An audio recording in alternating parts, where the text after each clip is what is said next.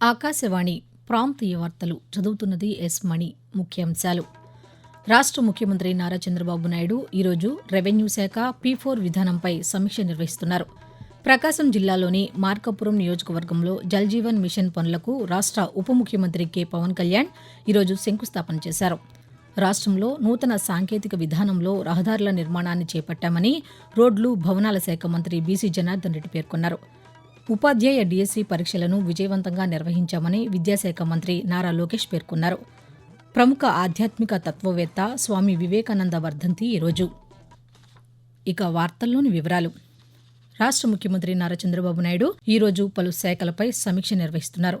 అమరావతిలోని రాష్ట్ర సచివాలయంలో జరుగుతున్న ఈ సమావేశంలో రెవెన్యూ శాఖలో భూ సమస్యల పరిష్కారం, ఇందుకోసం ఏడాది కాలంలో తీసుకున్న చర్యలు, సులభతర రెవెన్యూ సేవలు వంటి అంశాలపై సంబంధిత అధికారులతో చర్చిస్తున్నారు.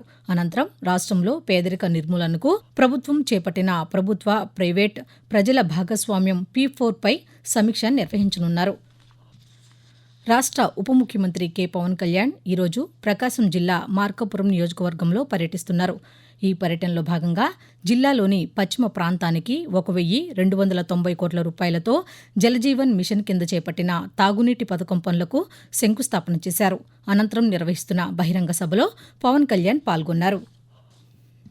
ప్రముఖ స్వాతంత్ర సమరయోధులు అల్లూరి సీతారామరాజు జయంతి సందర్భంగా ముఖ్యమంత్రి నారా చంద్రబాబు నాయుడు, ఉప ముఖ్యమంత్రి కె పవన్ కళ్యాణ్ నివాళులర్పించారు. అలాగే జాతీయ పతాక రూపశిల్పి పింగళి వెంకయ్య వర్ధంతి సందర్భంగా ఆయన సేవలను స్మరించుకున్నారు.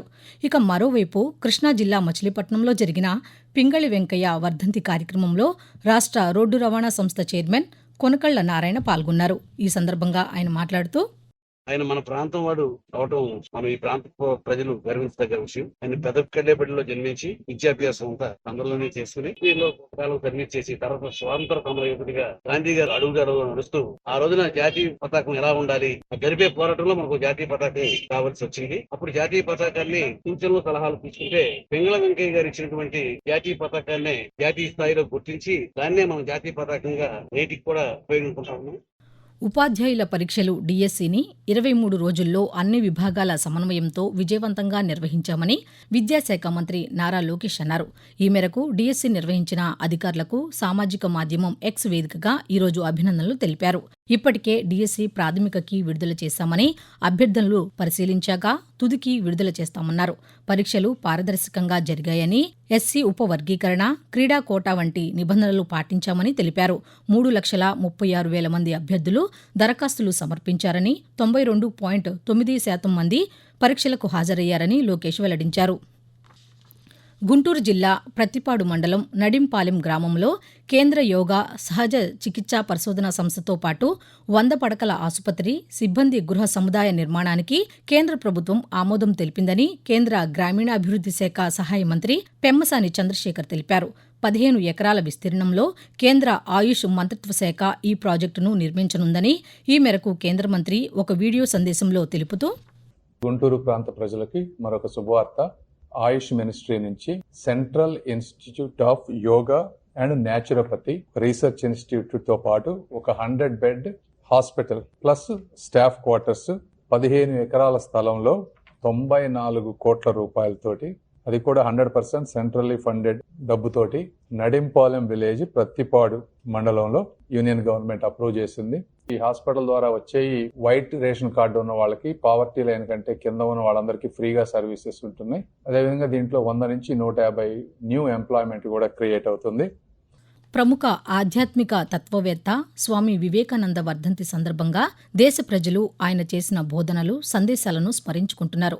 ప్రముఖ వేదాంత తత్వవేత్త రామకృష్ణ పరమహంసకు ప్రియ శిష్యులైన స్వామి వివేకానంద 1863 జనవరి 12వ తేదీన జన్మించారు.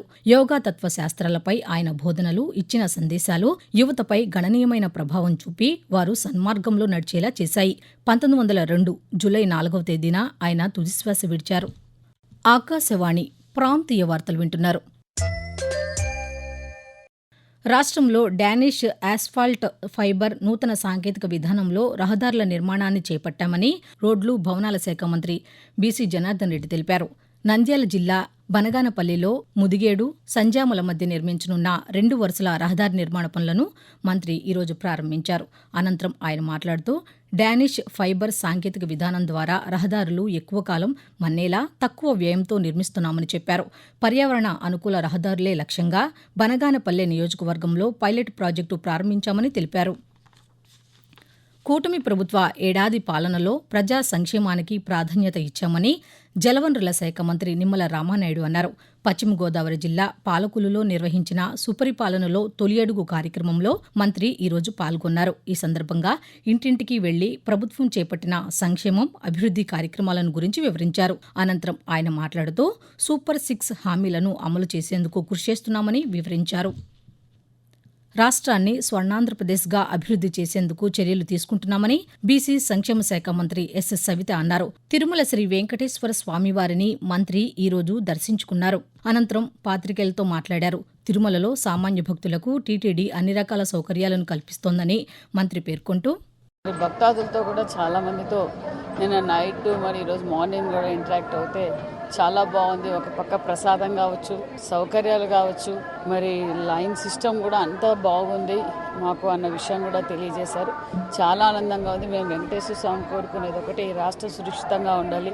ఏదైతే మాన్యశ్రీ ముఖ్యమంత్రి చంద్రబాబు నాయుడు ఈ రాష్ట్రాన్ని స్వర్ణాంధ్రప్రదేశ్గా మార్చాలి, ఆ భగవంతుడి ఆశీర్వాదం ఎల్లవేళలా ఈ రాష్ట్రానికి, ఈ దేశానికి ఉంటుందని కూడా కోరుకుంటున్నాను.